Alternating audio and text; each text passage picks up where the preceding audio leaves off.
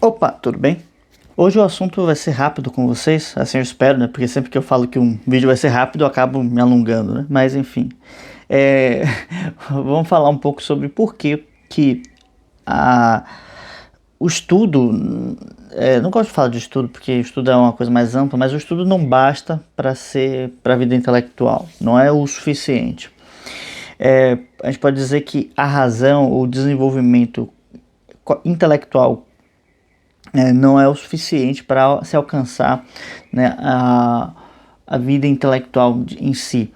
É porque, no geral, o que a gente entende como vida intelectual está sempre relacionada a um certo acúmulo de informações, a um certo cânone de autores que se devem ser estudados para se desenvolver, para se citar, na verdade, né? Citar uma série de informações, conversar sobre certas coisas e atender a um ou outro espectro político, né?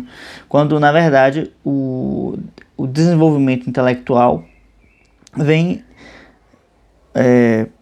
prioritariamente, e quando a gente se atém às palavras, né, obviamente, através do desenvolvimento da inteligência. E é preciso desenvolver a inteligência para que se tenha uma vida intelectual. Isso é óbvio, mas muitas vezes não se concretiza no que a gente vê pela internet, pelo que as pessoas pregam e acabam defendendo, né? O que faz com que apenas o estudar, né, o ato de estudar, não seja o suficiente para colocar isso, né, na sua vida. E entra também dentro desse processo a função da literatura como algo que permite expandir nossos horizontes. Então vamos por partes, né? Eu vou deixar a literatura um pouco depois e vou tentar entender com vocês o que vem a ser inteligência, primeira coisa, né? E inteligência é uma palavra que não é algo claro como é, por exemplo, como é concreto, né? As coisas, os objetos, né? É algo que não é exatamente um objeto, né? Mas uma dimensão e uma espécie de potência que existe na alma e da qual a alma participa, melhor dizendo. Então, a alma, ela não é a inteligência, mas ela participa da inteligência, né? É como no raciocínio da enologia, né, que é o estudo da unidade, que pensa que tudo vem de Deus, né?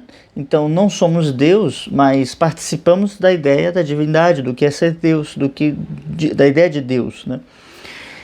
De alguma forma, de alguma maneira, cada um de nós, cada pessoa tem uma participação na construção da totalidade, certo?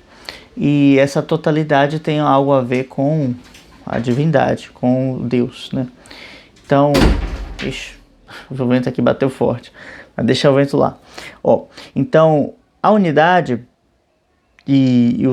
a inteligência, melhor dizendo, a alma participa da inteligência e ao participar da inteligência, ela possui uma atividade ou uma natureza que é semelhante a essa inteligência. E esse seria um argumento conceitual, né? Eu trago esse conceito e a partir desse conceito, dessa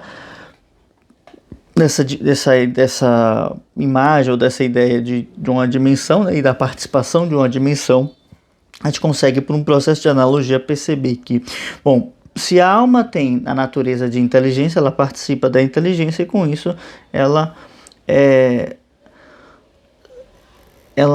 se desenvolve, né, na construção dessa sua identidade a partir dessa inteligência, tá? Então, tudo vai se desenvolver ou se construir a partir dessa visão. Mas pensando na origem da palavra, a gente tem inteligência como intellegeres, que está relacionado com escolha, né? Escolher dentre várias opções ou saber diferenciar. E a gente pode, a partir desse conceito, né, de buscando a etimologia, entender que a inteligência é uma capacidade de perceber o que é verdadeiro do que é falso, distinguir o que é falso, né, do que é verdadeiro, e trabalhar através disso, dessa distinção, utilizando um princípio chamado de diferença, né? Na lógica a gente trabalha com essa ideia da diferença. Então, as coisas elas podem ser comparadas através das suas semelhanças e através das suas diferenças, né? E uma forma, por exemplo, de afirmar algo é negar esse algo, né? Então, quando a gente trabalha com os contrastes, com os opostos, isso tem muito dessa ideia, né? O que é o branco, aquilo que não é o preto, o que é a luz, aquilo que não é a sombra, e vice-versa. Tudo que eu posso relacionar os opostos com elementos que têm uma oposição necessária, né? Ou seja, tudo que é gelado automaticamente não é quente, e tudo que é pensar aqui uma outra coisa, molhado não pode ser seco, né? Então isso se desenvolve por aí, né? Através desse princípio de diferença. E sempre que a gente pensa na inteligência, perceber esses elementos que são intrínsecos ao objeto que nós estamos tratando, né? Como assim intrínsecos? Da seguinte forma, né? Quando eu falo cachorro ou gato, está contido nesse nome uma capacidade ou uma característica, né, melhor dizendo, de animal de 4 patas. Eu não preciso dizer que todo gato tem 4 patas, porque isso já está contido nesse nome gato, né? E assim é para todos os gatos. E justamente quando não é assim, a gente trabalha por outra coisa chamada privação, ou seja, se o gato, por exemplo, não tem uma pata, né, ele está privado daquela pata, mas isso não é algo natural, não é algo comum, não é algo corriqueiro. E o mesmo vale para o ser humano, né? O ser humano é bípede e tem a razão. Quando ele não tem a razão e não é bípede, ele está faltando-lhe algo, está faltando algo na sua capacidade, tá? Isso a gente poderia dar um bom vídeo sobre a definição do ser humano, né? E justamente quando a capacidade da sua inteligência está atrofiada, ele não é verdadeiramente humano, né? Mas isso é assunto para um outro vídeo. Eu quero focar aqui com vocês o seguinte: o desenvolvimento, ou melhor dizendo, a observação da realidade que nos cerca vai nos capacitar ou nos desenvolver um sentido em nós de abrangência, se é que eu posso dizer assim, né? Que se relaciona com o mundo ao redor não somente através do intelecto, né? Ou seja, através de certas definições, porque, veja bem, a gente hoje vive numa espécie de fantasia em que toda a nossa relação com a vida ou com o mundo ao nosso redor se dá através de projeções intelectuais da nossa imaginação, projeções que nós inventamos, conceitos com os quais nos relacionamos.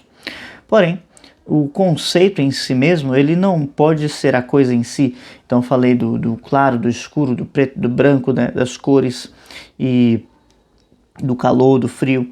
O conceito em si, ele não traz o frio, o conceito em si, ele não traz o quente, o conceito em si, ele não é colorido, ele é o conceito. E a dimensão de realidade em que os conceitos operam, né, ou seja, a região dos sentidos, a região em que nós conseguimos ser capazes de perceber, né, essas relações, elas é uma região em que o conceito ele não trabalha aí, porque o conceito opera no nível da razão, né? O que não quer dizer que isso seja algo subalterno ou desprezível, né? E esse é justamente o nosso grande engano nesse sentido, porque nós avaliamos a realidade querendo colocar na realidade um conceito inventado e não quando deveríamos fazer o contrário. Aceitar a realidade, assimilar o que ela traz e daí então retirar os conceitos que ela nos traz, né? E isso é um processo que no primeiro momento pode parecer muito complicado, muito difícil, né?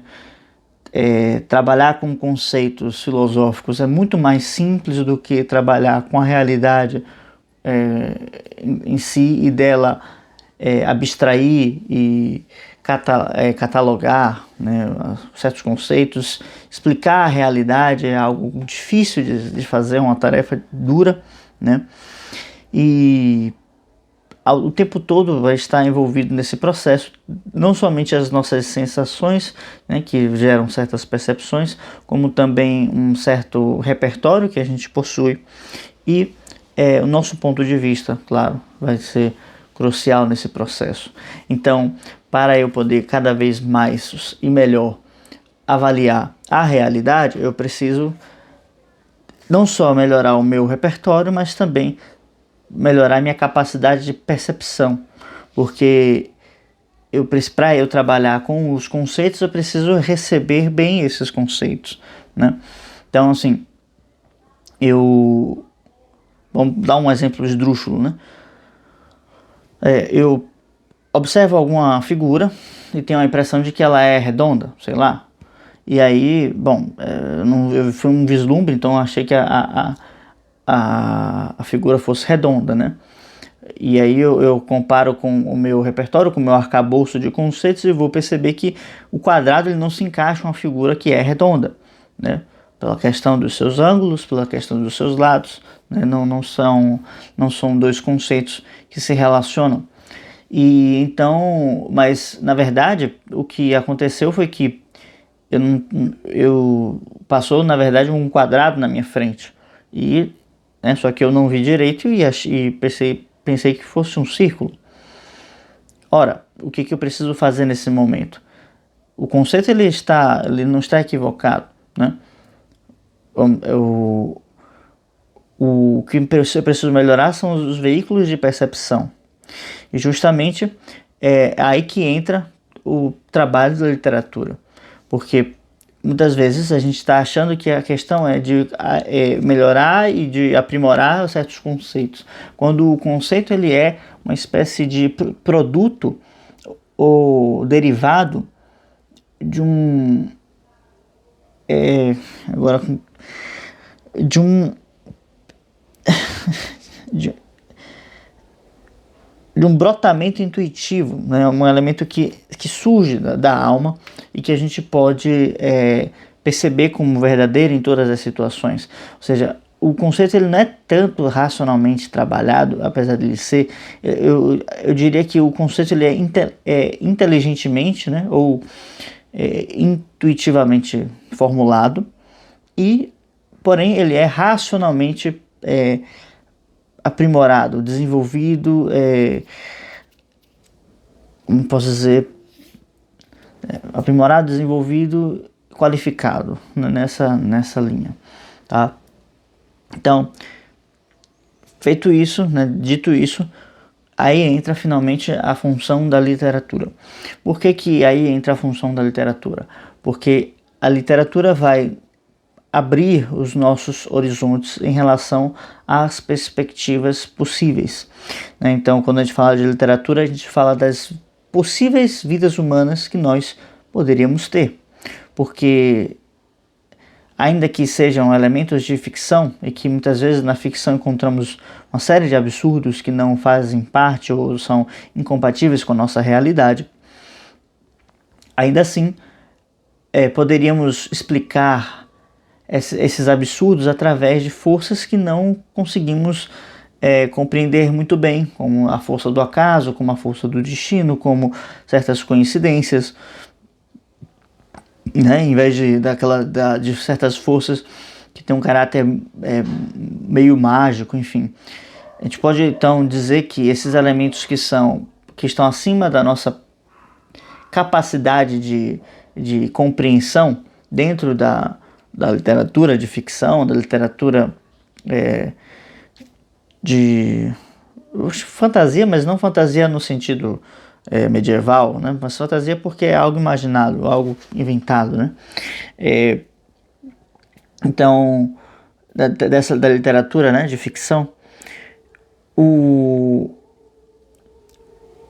essa literatura de ficção tem a capacidade de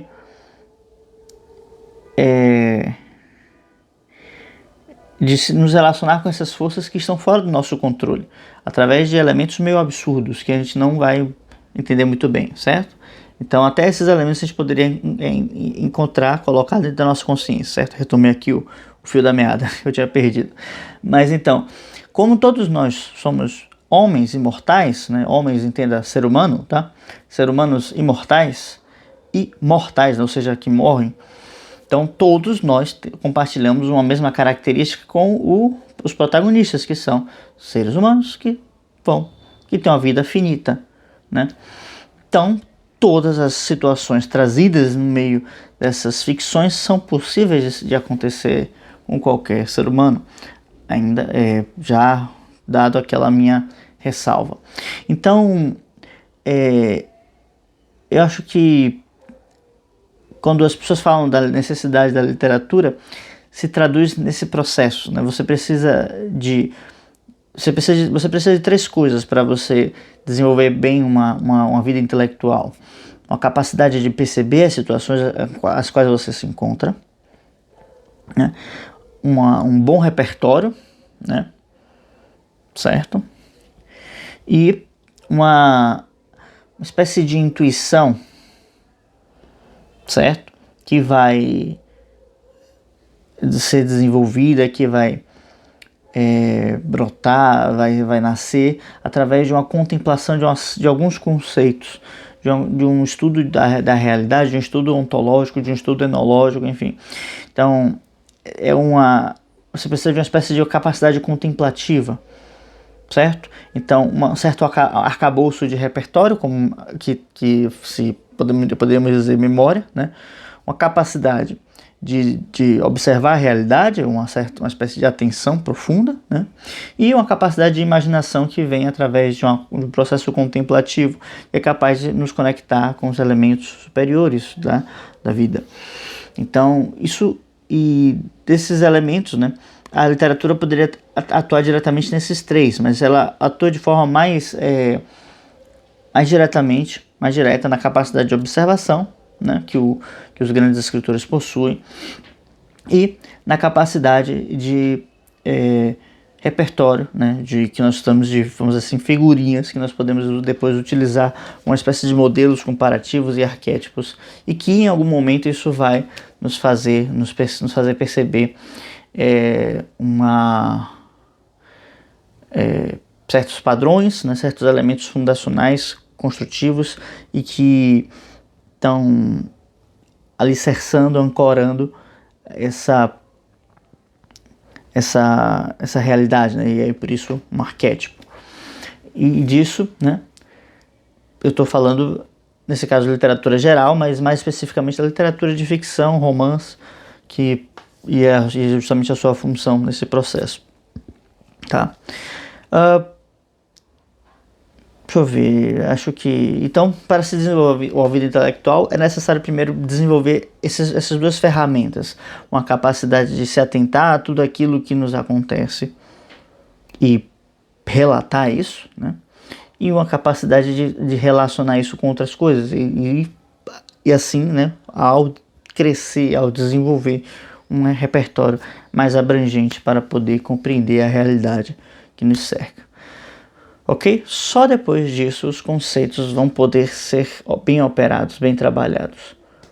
E o que costuma acontecer é que a gente se engana e, trabalhando apenas com os conceitos, nos achamos muito inteligentes, mas estamos pulando etapas no processo e precisamos aprender a não pular esses momentos.